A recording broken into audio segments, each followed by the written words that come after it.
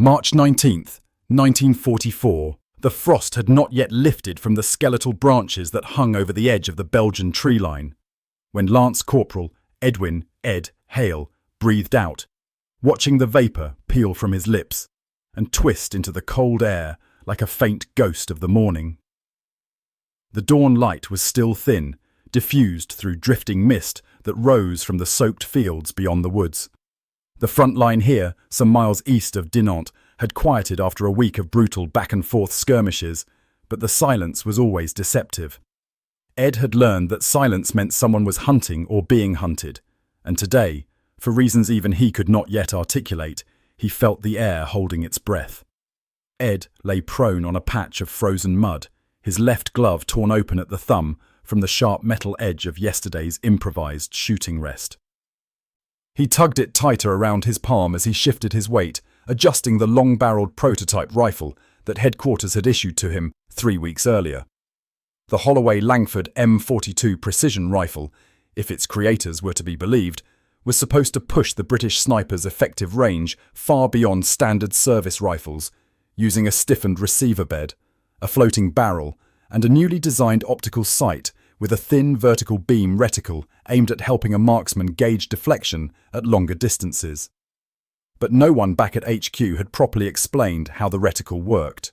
They simply handed him the prototype, muttered something about beam angle compensation, and expected him to translate theory into survival. Ed had spent his first week with the rifle firing into junked helmets and broken doors scavenged from abandoned Belgian farms, trying to make sense of the beam gap, a narrow spacing inside the reticle that changed with micro-adjustments of the elevation turret. He noticed, almost by accident, that at certain distances, the beam gap aligned with the shimmer waves of heated air coming off the ground as conditions changed. If he timed the shot when the gap matched the wavering distortion in a certain way, the round carried flatter than expected and seemed to arrive truer. But he had no explanation for why. The physics felt incomplete, half magic, half engineering. He tested it again in heavy fog, again in late afternoon, again in sleet, each time noting how the spacing influenced bullet drift when wind crawled sideways across a ridge. Eventually he began calling it, half-jokingly, the beam gap sniper angle. But no one listened. His sergeant assumed he was overthinking things. Other riflemen laughed at Hale's phantom angles. Even the divisional marksman, an older corporal from Kent, dismissed it as weather nonsense. Only Ed believed in the pattern, the hidden mathematics he sensed in the shimmering gap between those lines. This morning, however, none of those doubts mattered. A runner had arrived just before first light, carrying reports that a high-ranking German logistics officer was expected to cross the sector in a staff car sometime after dawn. The officer oversaw rail operations, feeding German reinforcements deeper into the Ardennes. Eliminating him, the runner said between gasps, would slow the enemy's front by days, maybe a week. Ed had been dispatched ahead of his platoon to find a vantage point before the officer's convoy passed. But the Germans were cunning. They had avoided predictable routes, shifting trails daily, using woodland paths and hedgerows for concealment. Ed scanned the mist-softened terrain through his lens. Open fields stretching eastward, scattered barns, a partially collapsed stone wall trailing toward a lone farmhouse, and beyond that, a gentle slope that dipped into a shallow depression before climbing toward a road lined with spindly birch trees. If the Germans were moving, that road, narrow and rural, was their most likely path. He adjusted the M42 and slid his elbows wider into the dirt. He listened. Distant crows, a far-off artillery thud, and the faint creak of slowly warming wood in the trees behind him. Then he heard something else. Faint but rhythmic, the compressed growl of an engine, travelling slowly, controlled, cautious. Ed steadied his breath. The mist parted just enough to reveal a dark silhouette, cresting the distant rise. A Kubelwagen appeared first, sliding down the slope like a drifting shadow. 2 soldiers inside scanned the fields with binoculars. They passed no more than 570 yards from where Ed lay concealed. Behind them came the staff car. Ed's pulse tightened. Even before the vehicle fully materialized through the haze, he recognized the way German officers rode. Backs upright, coats neatly folded, posture that looked sculpted rather than natural. The man in the rear seat was older, with a broad cap visor, decorations heavy across his chest, and the stiff, superior confidence of rank. Ed exhaled, slid his cheek against the cold stock, and brought the reticle into clarity. The beam gap shimmered faintly. Not from heat, there was none in this cold, but from the distortion created by the car's exhaust rolling beneath the morning fog. That distortion was the same shimmering anomaly he had observed in late-day heat waves.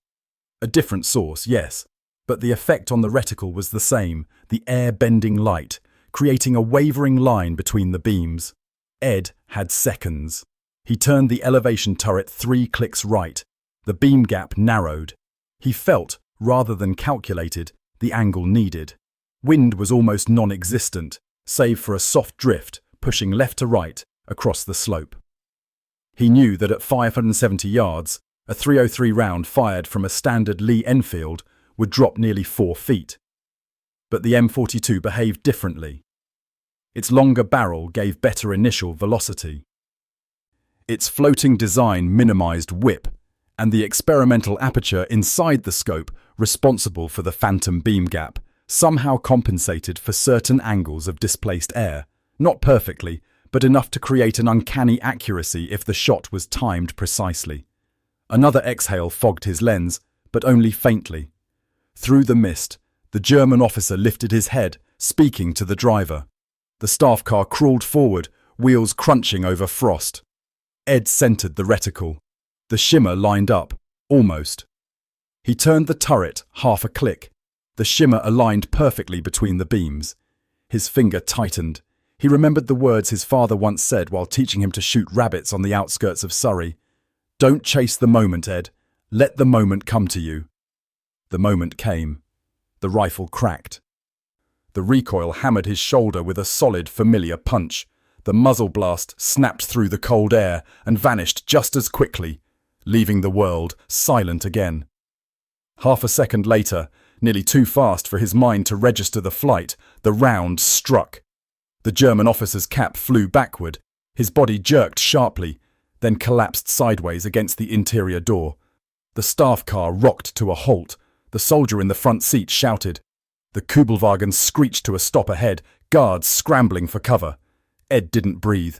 He watched everything in eerie quiet, as though from underwater. The driver leapt out and dragged the officer from the car, shouting for medics that did not exist. The other German soldiers darted frantically across the road, searching the tree line, the barn, the crest, anywhere but the actual firing position, because the range was too far. No one believed a British sniper would attempt a 570-yard precision shot in morning fog with such accuracy. But Ed had. He withdrew from his scope slowly, not in triumph, not in satisfaction, but in disbelief at how perfectly the beam gap sniper angle had aligned. He backed into the trees, keeping low, careful not to break a branch or leave a silhouette against the mist. He had done it, and still, no one would believe him. Not yet. The day after the shot, the Belgian woods no longer felt like quiet country frost and distant crows. They felt charged, alive with suspicion, tension, and the uneasy quiet that followed violence. Lance Corporal Edwin Hale trudged back toward the temporary British forward command post, with boots caked in frozen mud. Breath steaming in front of him, and nerves worn thinner than he cared to admit. He replayed the moment again and again in his mind, the shimmer aligning, the trigger brake, the recoil, the cap flying from the German officer's head like a leaf torn from a branch. It had been the cleanest shot of his life, maybe the cleanest shot he would ever fire. But hours later, standing in front of his sergeant, Ed realized achievements on the battlefield didn't always translate into belief. Sergeant Barlow stared at him with narrowed eyes, arms crossed, steam rising from the tin mug he held. 570 yards in fog, he repeated, as though tasting the claim, through a moving target. It wasn't moving much, Ed replied softly. Crawling pace. I had time. Barlow snorted. You had time to imagine. Perhaps. He gestured toward the rifle, leaning against the crates. That experimental contraption. Half the lads think it's just a long pipe with delusions of grandeur. It isn't the rifle, Sarge. It's the way the reticle interacts with shifting air. It changes the… Barlow raised a hand sharply. Not this again. The beam gap. The magical shimmer. Hale, I need facts, not illusions. Ed clenched his jaw. He wanted to argue. He wanted to describe precisely how the distortion aligned, how the bullet trajectory flattened, how his method worked only when certain atmospheric shifts lined up.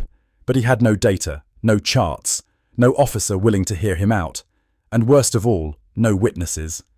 He swallowed hard. Sir, the shot landed. That's fact enough. Barlow studied him for a long moment, as though debating whether to reprimand him or pat him on the shoulder. Eventually, the sergeant sighed and leaned back. HQ wants confirmation. They're sending a small unit to investigate the body's removal site tonight. You're going with them. Ed's stomach tightened. Night operations weren't his assignment. Snipers worked in careful daylight, patient shadows, not under starlight with rifles slung uselessly behind patrol positions.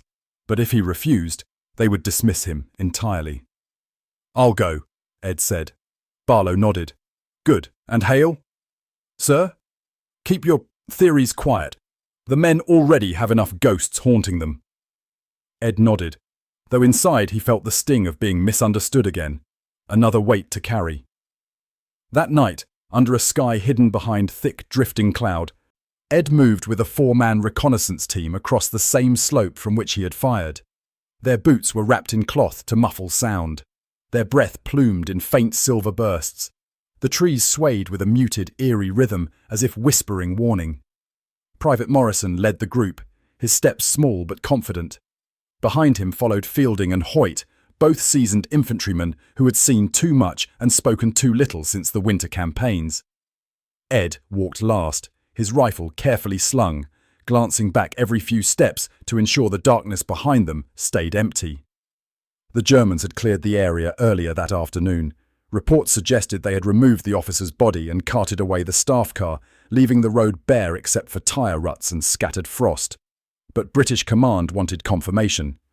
They wanted proof that Ed had, in fact, taken down a German logistics officer rather than some random staff aide or driver. The woods grew darker the closer they got to the road. A cold wind tugged at Ed's coat, threading through the trees with an almost intelligent persistence. At one point, the wind died suddenly, leaving the forest so silent Ed could hear his heartbeat in his ears. They reached the slope overlooking the road. Morrison raised a fist and crouched. The others followed. Ed eased to one knee, eyes adjusting to the dim shadows. Through a break in the cloud, a thin sliver of moonlight cut across the ground and revealed indentations, boot prints, dragged lines, scattered cigarette stubs crushed under hurried feet. Fielding whispered, "Looks like a retrieval squad passed through. They moved fast too." Hoyt nodded. "Probably spooked. Losing an officer like that. They'll think a whole sniper platoon is operating out here."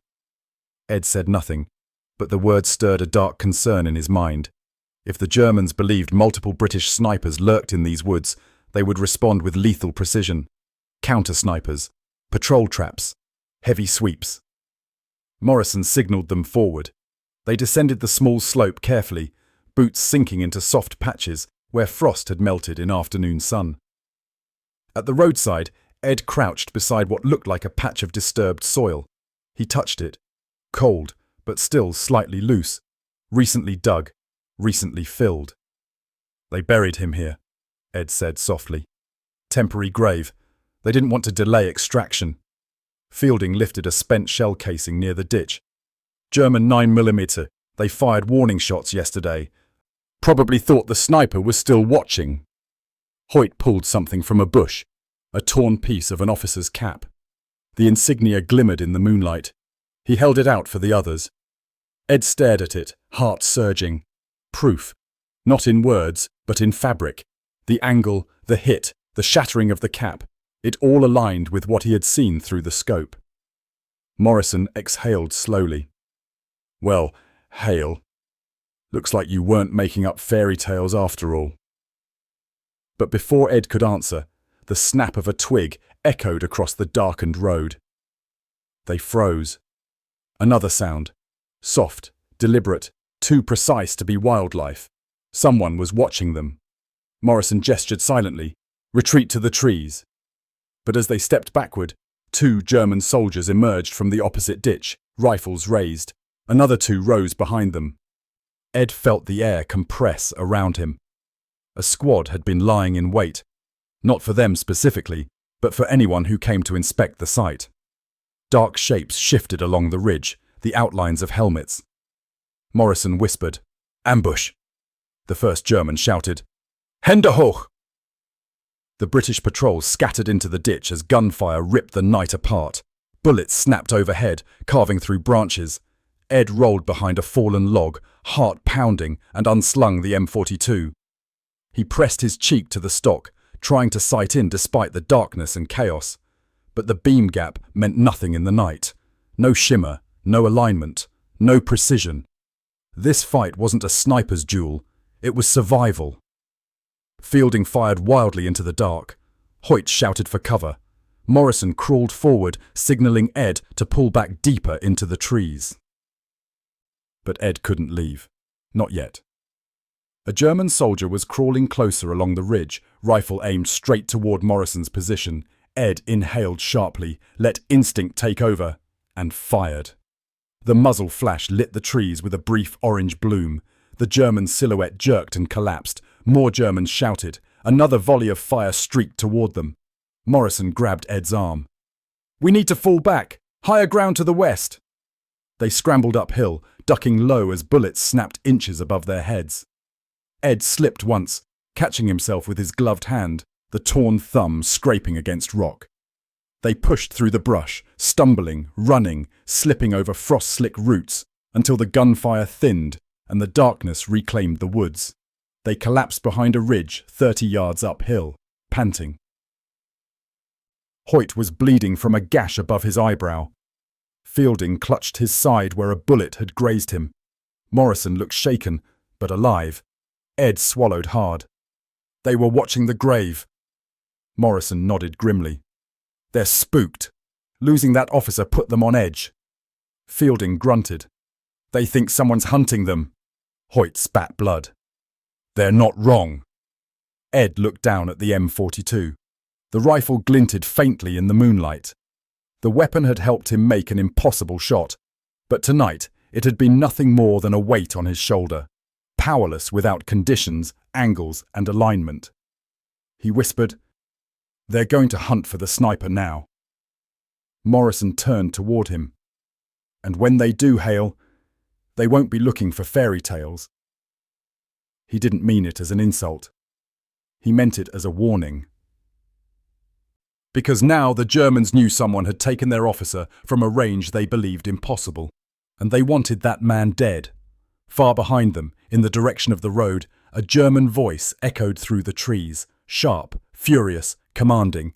It was a tone Ed recognized, a counter-sniper officer, a hunter. Ed felt the chill crawl up his spine. His impossible shot had not ended the danger. It had begun it. Snowfall began in the early hours before dawn, thin flakes drifting like drifting ash through the blackness over the Belgian tree line. By morning, a pale blanket softened the rutted forest floor, muting the crunch of boots and dampening every sound except breath. Lance Corporal Edwin Hale had barely slept since the ambush 2 nights earlier. His eyes carried the red-rimmed exhaustion of a man who had spent more time scanning shadows than resting his head. The patrol had made it safely back to the British forward post, but the retreating Germans had not stayed quiet. Reports came in almost immediately. German counter-sniper sweeps, tripwire traps in the hedgerows, marksmen posted on ridges, small patrols advancing with eerie discipline. Someone important had been killed, someone they wanted avenged. Ed sat on an overturned crate, elbows on knees, staring at the M42 rifle laid across his lap. Snowflakes melted on the barrel, leaving glittering trails. He wiped them away absently. His commanding officer, Lieutenant Granger, paced nearby, paper orders in hand. Granger was a clean-shaven, perpetually tense officer whose uniform always looked freshly pressed. Even in field conditions, a man who believed wars were won with discipline, not instinct. He finally stopped pacing and faced Ed. "Intelligence confirms it," Granger said. "The officer you took out wasn't just high-ranking. He was Oberst Reinhard Weiss, head of German logistics for this entire region." Ed tensed. He'd heard the name whispered even among British staff officers. Weiss was the man who kept German supply lines moving like clockwork despite retreat, bombardment, and Allied advances. Granger folded his arms. "Taking him out shook their operations badly, but it also put a target on our backs. They've deployed Hauptmann Dieter Sturm to this sector." The name landed like a cold blade. Sturm, a German counter-sniper commander known for uncanny patience, mathematical precision, and zero mercy. He'd been the terror of Canadian and British sharpshooters since Normandy, setting traps, predicting firing positions, lying motionless in frost for hours waiting for a single mistake. Ed swallowed. "So Sturm is coming for whoever took Weiss." "He already has men sweeping the ridges," Granger replied. "We intercepted radio chatter. He believes the shot came from a high-placed observation post. He's wrong, but he's thorough. And he's close." Barlow approached with 2 metal cups of weak tea. "Hale," he said softly, handing him one. "Command has another assignment for you." Granger's expression darkened, signalling that the assignment was not one he agreed with. "There's a German convoy moving at first light tomorrow," Granger said grimly. "It's carrying replacement officers for the logistics command. If they reach their destination, the enemy restores momentum in less than a week." Ed already knew where this was headed. "We need another long-range interdiction," Granger said. "Same kind of angle, same kind of distance. Except this time, the convoy will be on the eastern ridge. Sturm will be guarding it." Barlow muttered, "It's madness." Granger nodded. "But High Command believes if Hale managed the Weiss shot, he's the only one who might repeat it." Ed looked down at the rifle. The beam gap shimmer, the phantom angles, the unpredictable air distortions. It all depended on perfect alignment. And perfect alignment wasn't something you summoned. It was something the world gave you for a second and stole the next. He breathed out slowly.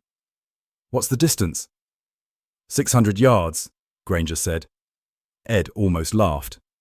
"Winter air at dawn. No heat shimmer to align with. No exhaust distortion through fog like last time. Nothing to work with," Barlow added, "except Sturm's sights on your skull." But the order was the order. Ed nodded once. "Understood."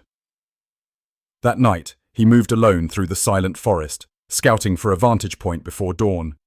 Snow fell thicker now, gathering on the shoulders of trees, blanketing branches with a deceptive softness. The cold stung his cheeks. Each inhalation felt like pulling icy threads deep into his lungs. He moved along a ridge until he found it. A fallen pine lying at a slight angle, overlooking a shallow valley with a narrow road cutting through. A natural funnel point. The convoy would have to slow there. He brushed snow off the trunk, testing the height. He could lie against it, rifle resting naturally along the wood. But something was wrong. Too obvious. Too clean. Too perfect. He scanned the opposite ridge and froze. A black, needle-straight line cut through the snow on the far side. A faint trench impression. Too narrow for foxhole digging. Too deliberate. A sniper's crawl path. Sturm had already chosen his position. Ed's throat tightened. He wasn't just planned for. He was expected. He backed slowly away from the fallen pine, boots sinking silently into snow. He needed a new angle, one Sturm couldn't predict. Something unorthodox, something absurd. The M42 hung heavy in his hands. Its beam gap reticle remained dark, motionless, useless in the freezing stillness. Then something flickered in Ed's mind. Movement, not horizontal, vertical. He turned his gaze upward. Between the branches above him, the wind had carved small swirling pockets of snow dust, tiny drifts, suspended in the cold air like frozen mist patterns. Every gust subtly shaped them, moving them in faint ribbons that twisted in the pale moonlight. Shimmer, not heat, not exhaust, but motion, vertical motion, a new kind of distortion. Ed's heartbeat quickened. If the beam gap responded not just to heat haze but to any differential in air density, then perhaps the angle could be recalculated entirely. He climbed slowly into the trees, boots finding grip on bark, hands numbing on ice-coated limbs. He found a fork in a thick branch and positioned himself prone across it, the valley below visible through the lattice of branches. The shot would be insane, unstable, unpredictable, a fall risk, a recoil imbalance. But Sturm would never expect a sniper to fire from inside a tree. Ed exhaled slowly, letting snow settle on his shoulders and cap. His body blended with the winter canopy. He waited. Hours crept by with nothing but the whispering wind and creaking wood. The stars dimmed, the snow thinned. Dawn bled pale blue across the horizon. Then, an engine's muffled growl trembled through the cold. The convoy approached. The lead vehicle emerged first, tires grinding through icy ruts. Behind it came a larger covered truck, and beside it, barely visible but unmistakable, Sturm himself, moving on foot along the ridge opposite. Scanning, predicting, hunting. Ed slowed his breathing, heartbeat gentle, muscles still. Through his scope, the convoy blurred into faint shapes. He adjusted the elevation turret 3 clicks. The beam gap widened. No alignment. He adjusted again. Still nothing. The convoy crawled forward. Sturm stopped suddenly, raising his binoculars to the ridge Ed had scouted earlier.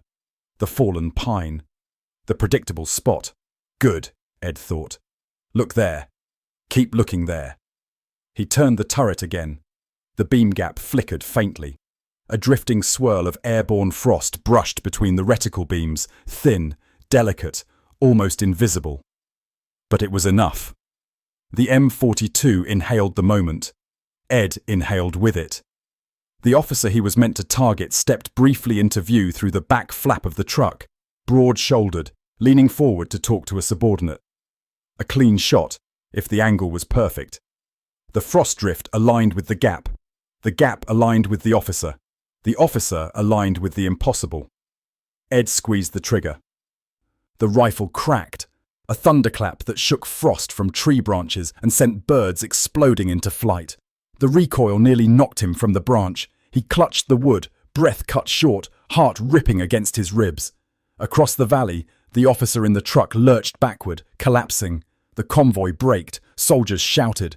But Ed wasn't watching them. He was watching Sturm. The German sniper froze, not in confusion, but in pure, cold calculation. He tracked the shot's echo, eyes narrowing. He shifted left, then right. He looked toward the fallen pine where he expected a shooter. Then, very slowly, he lifted his head upward. Their eyes met across the valley. Ed felt the world stop. Sturm raised his rifle. Ed ducked as a round shattered a branch inches from his head, sending splinters into his cheek. He slid along the tree limb, nearly falling. Sturm fired again, the bullet wheezing past his ear. Ed dropped from the branch, falling hard, pain tearing through his shoulder, but rolled into the base of the tree. He scrambled behind the trunk as Sturm fired again and again, bullets slicing through bark with violent cracks.